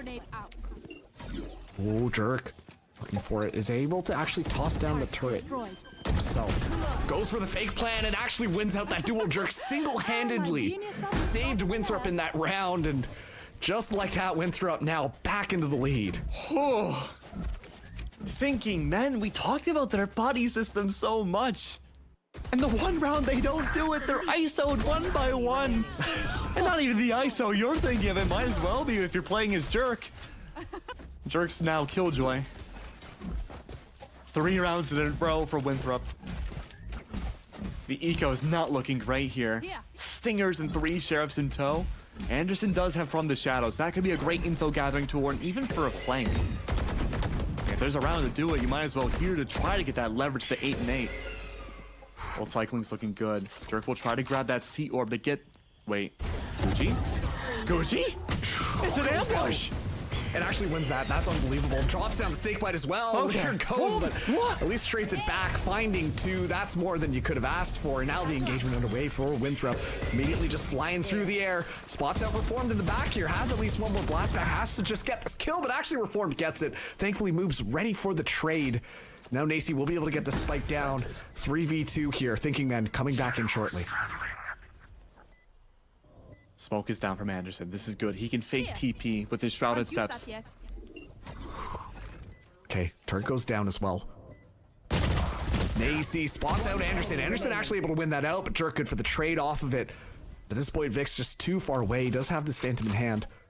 Might try to attempt to get something, at least force down the economy a little bit. Oh no, Jerk walks out. Oh, that was about to be terrible from Vix, but able to scoop it up at the last second. And now just has to be able to get this spike. Doesn't know where the last person is. No Goes flashes. into the corner. Drops down the head, actually. As we are going to be seeing Lear come around. And sorry, Moobs come around. And Moobs finds that kill as Winthrop. They continue to move forwards here. Now 9-7. Scary moment. Small little thing there from Vix. Played directly into the wall just for anti-flashing. Not aware about how much utility Moobs had left. Small little things like that can really carry you a long ways. But Winthrop have that lead now. They've won 4 rounds in a row on the attack. Thinking Men, they're playing with fire, not going for attack timeout. This is scary. The typical rule of thumb is if you lose 5 in a row, you gotta do something. You gotta stop for a second. They have to win this round if they don't want to go for that. The flash, the paranoia, the massacre potential. Yeesh. Paint shoots the Trailblazer. Doesn't realize someone went through. Nacy is at least able to get a trade off of that one, but Paint move forwards. It doesn't matter. The numbers are definitely favoring things out right now, but it completely sorts itself out in a weird way of homeostasis. And now Spike completely left behind, by the way, as Jerk goes for this lockdown plant. But at this point, like, there's so much time afforded, and they're actually going to be pushing this through. Jerk ready for it. Jerk is able to at least get one, but now Reformed is going to be the last person left. Infiltrator now into this 1v1 as Reformed is very damaged. That lockdown gave just enough time for Infiltrator to pick up that spike. Reset of info, though. Reformed does have a turret to work with. Oh. Just round the corner, Infiltrator. It's going to get a couple of bullets off here. Yeah, get rid of that turret. Let's go for the reload, actually. Plenty of time to do that. Reformed a little bit better in this lineup. We'll be able to secure that kill. Thinking Men following Winthrop up, just 1 round behind. This is a scary one. Just when you think Winthrop might be able to take it home, Thinking Men, they have something up their sleeves. What is the call for this next round? Thinking Men have achieved their first on their defensive side. Luckily for them, they're only down by 1 round. Changes need to be made by Winthrop. Their slow approaches have worked pretty well up until this point, but the direct fights haven't necessarily gone in their favor early round. Waiting out the clock has. Look at that stack up towards C. The aggressive pings from the attackers are already down. Lockdown was used last round. Thinking Men don't have to worry about that. They can play much more aggressive on C. Baited shots. The slow crawl back to A side again. Keep an eye on that alarm bot. Even if Reformed isn't directly on A site, it would still go off. He's in within range. Keep an eye on the ults too. Lear with the info. Anderson with the flank potential. Reformed, just 1 kill. Will activate that lockdown. There we go, Seekers. 2 moves first. 3 moving in. Viper's Pick gonna get deployed. Set that tent up, make it a little bit easier for yourself to plant. Moves will now get that spike down as it's gonna be 5v5 on this retake, Keg. Absolutely. Full information. The Seekers into that Viper's Pit will be so valuable. Now you have the big leverage. No one can see anything except for those Seekers. Ooh, Showstopper gonna be activated here. Paint looking for the Hail Mary, can't quite find it. Drops down actually, but gets taken out. It's gonna be an absolute brawl happening onto this point. Paint now dropping down the bot. Get a little bit of information, moves, walking out, actually able to catch someone off, but actually the hero is Nacy in the back from Tree. Everyone too focused on the Viper's pit, lining themselves up, and that Vanda will spray down. Winthrop hit double digits. Beautiful work from Winthrop. Now only 3 rounds away from being the last team in OQ1 to qualify. These qualifiers have been a long grind for so many different teams. And when you're that close to winning, it's when the biggest mistakes can come out. Nerves of steel for these 5 need to make an appearance, and they already have. The confidence from yesterday has completely, well, I should say the lack of confidence has completely dissuaded away. Now they're looking more comfortable than ever. Full rifles, though. This is dangerous from Thinking Men. It's tough to say. They're taking these early fights. But all the while, though, Marks, if you have pistols versus Vandals like this, you're probably looking 8 to 11 against you. Not a lot of wiggle room. No, especially too when you lose Paint. With a little bit of a wall bang there. Flirting with disaster does get punished. And now you can see Winthrop University, they're poking up a little bit, but haven't really made up their minds. Slowly now creeping up on A. And they have plenty of time to change course too. Smokes are down, Viper Wall on top, plenty of info, and even a paranoia to isolate out any part of these sites. And yet there's been nothing. The door is open now. A flash is just about ready, but the Boombot might stop it. Whoa, Boombot goes in, and that's actually going to be great moves. Finding 2 kills there. Anderson playing around this wall, but Gucci secures that kill, and suddenly it's not looking good. Vic's up against 5. He has his sheriff in hand, gets spotted out, and Infiltrator finds it. A flawless round for Winthrop to get themselves to 11, and you know they've got their eyes on the prize. Yup. This is the most important round in this series for Thinking Men. If they lose out on this full buy, they're going to have an incredibly broken buy into what could very well be their final round in open qualifiers. They need to win this round. The lockdown from Reform needs to be everything here, and they cannot over-rotate. They cannot take an early fight. They can't lose any bodies at all. Oh, I love that song. It's pretty good, but okay, a little bit more aggression right off the bat, actually, as we do see Winthrop take a lot of space, immediately scooping up that ultimate orb as well. I think at this point, win condition is just get those ults online. Yeah, and look how far back everyone on C is playing. They're fully expecting Infiltrator to use that showstopper to entry onto a site. Not quite the case just yet, but who's to say that can't happen on A? That alarm bot. The waiting from Reform with that operator just on the other side of that small door could be something to set off the anti-execute. But Reformed only has an operator. Could easily be traded out with it. No 1v4 like this. Reformed. Finding that first pick is going to be absolutely huge. Got away. Yeah, Winthrop, though, not ready to give this one up just quite yet. The execution still very much underway. Taking away onto site moves, at least able to find Lear in the backside, and now it is going to be the lockdown getting invested, but actually, they commit to it. They think that they can actually challenge this, or at least they're going to attempt so. Paint in Infiltrator in a very bad position, but lockdown goes down. Moves finds one, Jerk finds another. The showstopper online. Vic's falling to the ground. Reformed, last person alive, getting chased down by all sorts of Sky utility. Still has this operator in hand, but just gets mowed down by the bullets. Winthrop University, 1 round away from securing their spot in Challengers. 1 round win on this have to from Thinking Men. If there's a round to go for a timeout, it has to be now. Great Zippo replay, especially there, moving just in time. Reformed, had he not moved just a little bit to his right, that would have been a double kill with the showstopper. And no timeouts. They don't need it anymore. They have a plan in motion. Guardians, a Spectre on a long-range map like this, and a Bulldog. This is rough. Already a lot of utility getting tossed out here. Nacy moving up. Paint, though, able to find 1 kill. An excellent first pick, finds the second as well. Makes this a lot more winnable for Thinking Men. They've had their backs against the wall before on the last map, and they made pretty good work of it. Paint even able to secure the Phantom as a result. Jerk just around the corner, looking to potentially punish any over-aggression, but the one-way smoke gets reestablished. That one way might enable someone else to pick up that rifle. Reforms on the Jerks on the other side, waiting to see if someone does, but the answer is no. It's not worth it. We have to focus on the objective at hand. Where is that spike carrier now? They've made their way deep in the B and moves is there for 2. Spike down. That's B. really good. This made this just more winnable for Winthrop. Evening out the numbers, just a 2v3. They are split up, not in a great position, but if Anderson's position gets spotted out here by Jerk, that could be huge. The rifle is spotted. Jerk wins that out. Suddenly down to a 2v2. Let's see this Gucci and find it just like this. This could be over here, Keg. Vix, what do? You have a Bulldog and 2 snake bites.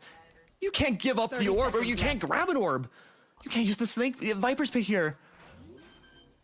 Now you hear where that spike goes down, Marks. This is scary. Planted.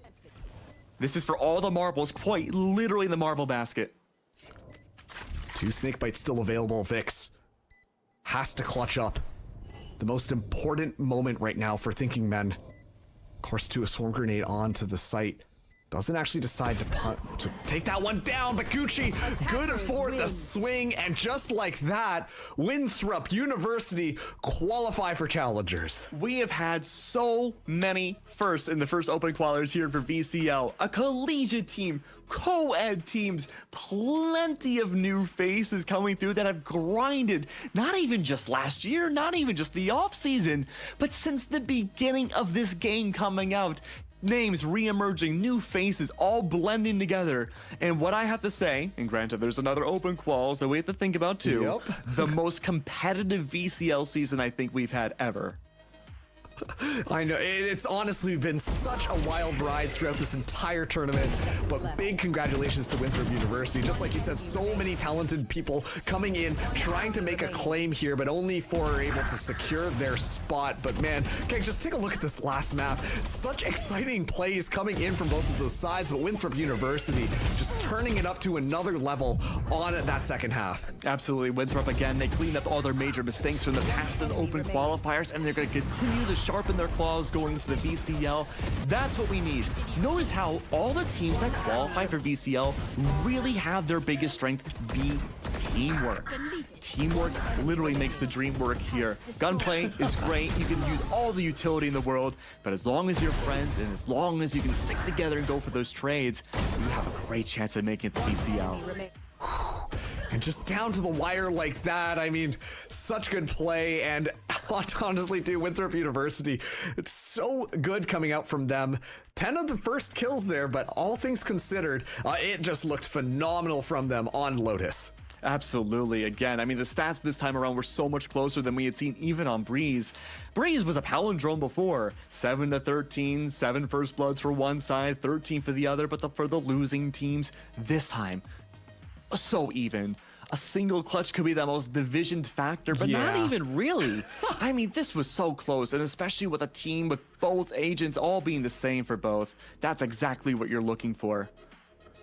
100%. I mean, I just want to touch on how close some of these rounds were. It seemed like it was going to go one way and then a triple kill would happen. And then at that point, things would just completely swing around into this very evened out 2v2. It felt like we were in that situation fairly often, but look at the MVPs here. Jerk actually taking it all as the Killjoy, the opping Killjoy on Winthrop University. A 2.0 KD, and saying what you know, going on what we were saying before, having those multi-kills round after round, Jerk had the best one. The odds quite literally up against him. An unwinnable round. 1v1, 1v1, 1v1 to seal the deal. That's the confidence booster that brought Winthrop the victory. Yeah, and that's not to take away anything from Thinking Men as well. I was extremely impressed with how Paint was able to maneuver around the maps, just using that utility, the Raze utility, just so fantastically. But of course, not able to secure it. They got so close, but just fall short in the last round. But who's to say they can't qualify the second time around? It's going to be even more ferocious then. And man, but the teams that we've already had from last year coming back in, and of course the open qualifier teams, what else is there to say? This is going to be an absolute banger in the making, and we're going to have a whole year's worth of amazing content. 100%. And this is going to close out Open Qualifiers 1. Yes. But there are more Open Qualifiers going. At least one more, actually, which is going to be happening from February 12th to February 15th. And that is kind of like our little bit of a last chance qualifier to make your way into Challengers, I believe. Okay, there might only be 2 spots in that one. Well, sure, there's only 2 spots, and there may only be like one more qualifier, but you can always qualify in our hearts. We've been watching so much amazing gameplay, even for the teams that didn't qualify. They've had a litany of clips and a lot of amazing things that we've seen on social media, and that's not going to stop either. Marks, we have a whole journey ahead of us. We have another open qualifier soon, and I can't wait at all. I also just realized, speaking of hearts, the Open Qualifiers is happening over Valentine's Day, so that's actually going to be kind of funny. Just to see which teams are going to be really dedicated to the grind to make sure that they secure their spot for the Challengers League. But once again, big congratulations to the qualifying teams today. We did get to see, actually, it was Winthrop University be able to win that one and make their way for that final qualification spot. Of course, YFP and SAD did qualify yesterday. So we've got our 4 all locked in. Yeah, absolutely. I mean, look, those are all players and teams that have been grinding since the very beginning. Very well deserved. Having people, new talent, come into the fray. I mean, what's going to happen next, right? Especially over Valentine's Day. I didn't even realize that. I forgot Valentine's Day was a thing. Oh, you can't forget Valentine's Day, man. Oh, I can. All right, well, that is going to close things out for today. We want to give a big shout out to the production people all behind the scenes that have put on this show, as well as our observers, everyone just kind of helping out on the back just to make sure that this can be put together. My name has been Marks. This has been Keg. Genki, you got any final words for us before we close the show? Let's just get straight to Open Qualifiers 2. We'll see you guys then. Have a wonderful time. All right, bye everyone. Have a good night. Oh, bye.